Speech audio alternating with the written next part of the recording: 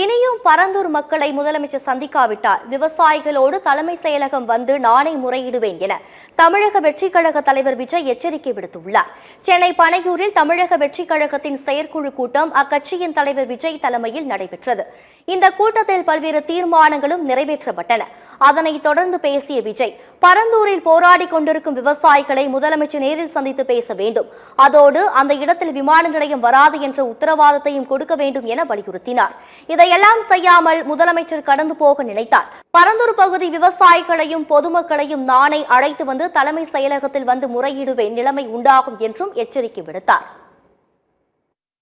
நூற்றுக்கணக்கான ஏக்கர் விவசாய நிலங்களை அவங்களோட வாழ்வாதாரத்தை அழிச்சிட்டு அந்த இடத்துல தான் ஏர்போர்ட் கட்டியே ஆகணும்னு என்ன சார் அவசியம் இருக்கு?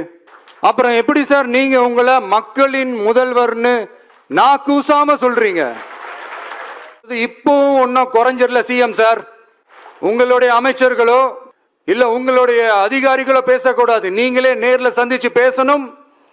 அந்த இடத்துல விமான நிலையம் வராதுன்ற உத்தரவாதத்தை அவங்களுக்கு நீங்க கொடுக்கணும்.